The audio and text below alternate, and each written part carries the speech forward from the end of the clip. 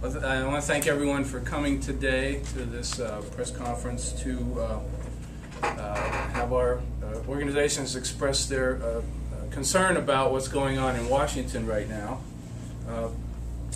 We need cooler heads to work through the debt revenue debate that's necessary to fix this nation's economy. This is too important an issue to debate in late-night backroom deals, and just because the national debt ceiling is approaching. The national debt is money we've already spent. It's money we've already allocated. It's money that Congress has already voted on.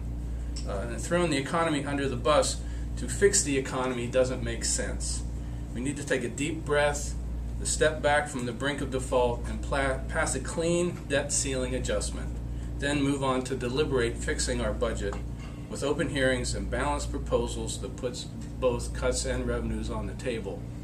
And I thank you for coming to this West Virginians United press conference today. My name is Gary Zucka. I'm the chair of West Virginians United for Social and Economic Justice and the executive director of West Virginia Citizen Action. And we have several other speakers today that want to put in their opinions. And the first is Sean O'Leary from the West Virginia Center on Budget and Policy. Sean, would you say a few words?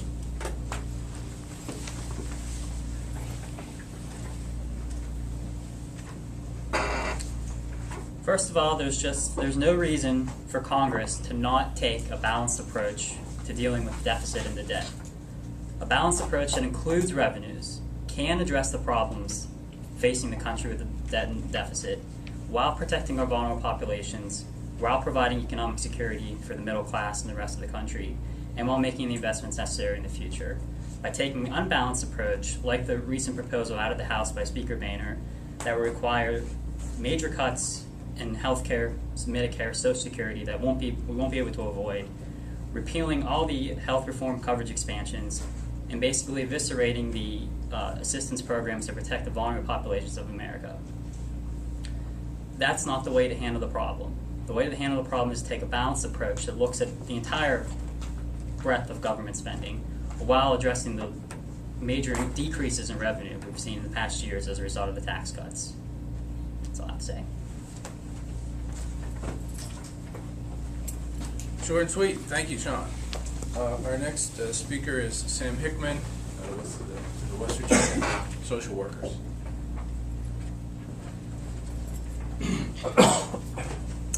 Hi, my name is Sam Hickman. I'm the Executive Director of the West Virginia chapter of the National Association of Social Workers. And I'm here to say very simply that the time for political posturing has ended. Now, I don't know about you, but things are getting so deep in Washington that I've had to start wearing my boots around town. And I'm not going to take them off until this is over. I suggest you may have to do the same over the next few days because I don't see it getting better quickly. Now, social workers favor the balanced approach that we were just discussing here, but there is really nothing to be gained from continued political posturing on this issue and everything to lose. As a proud member of West Virginians United for Social and Economic Justice, social workers call on our congressional delegation, particularly Congresswoman Shelley Moore Capito, as a member of the party in power in the House, to put political partisanship behind them and to move forward at this critical moment. Thanks very much. Well said. Thank you, Sam. Our next speaker is Rick Wilson with the American Friends Service Committee. Thank you very much. What I'd like to say is if you listen to the news lately, you might think this has never happened before, that our country has never, ever had to raise the debt ceiling. I have three numbers that might put things in perspective: 74, 18, and 7. Since 1962, Congress has voted to raise the United States debt ceiling 74 times.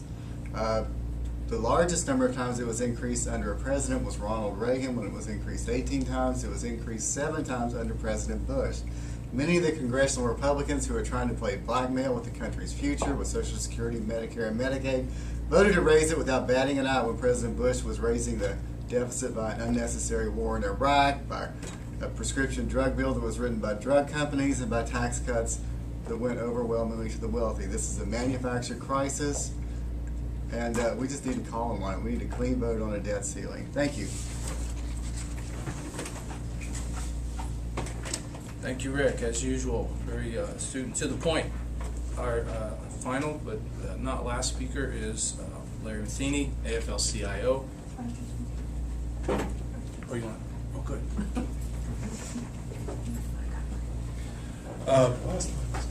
The West Virginia AFL-CIO certainly recognizes that the debt ceiling needs to be raised on a clean vote, and we, along with our coalition partners of West Virginians United, feel like we're being held hostage.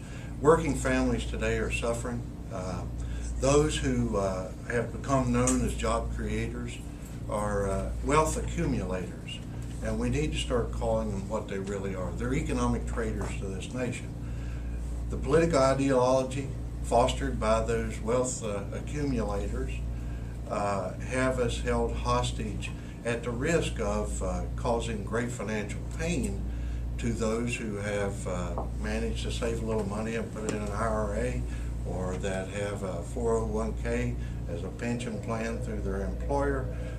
These markets that they're causing instability among are going to affect those workers in the middle class as much as anyone else in this nation. Now, we're seeing a battle go on about deficit reduction, and we're not seeing much conversation in regards to revenue increases, simply because it's become easy to say that if we tax job creators, it'll make the recession worse. The AFL-CIO certainly does not believe that. Those who have become the wealthiest in the first decade of this new century have not created jobs. They're enjoying the lowest tax rates in the history of this nation. They have had their sway. And I think it's far overdue that we all shout out that we must all sacrifice, but more importantly, we all must pay our fair share. Raise the debt ceiling. Don't make it a political issue.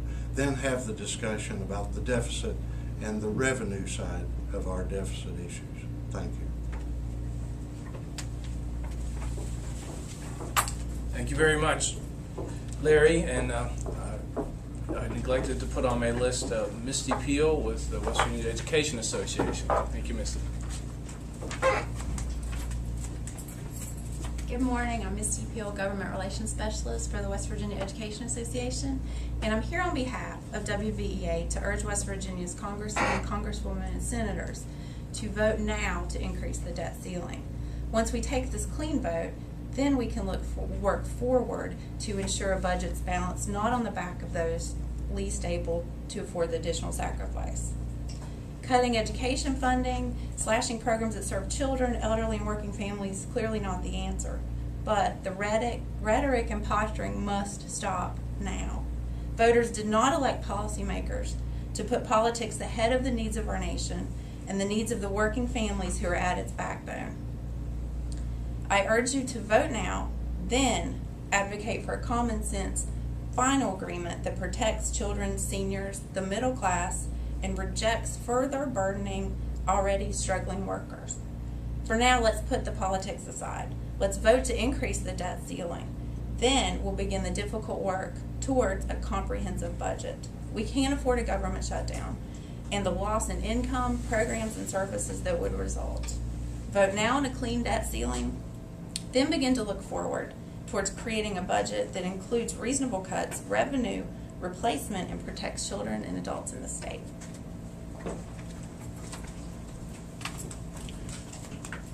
Well said, Misty. That concludes our prepared statements, and we are now open for questions from members of the press. I guess I'm looking for one. I just wanted Okay. yeah. Well, we can take a break now and then do individual interviews, if that's what you'd like. Sounds Thank good. you. Thank you for coming. Appreciate it.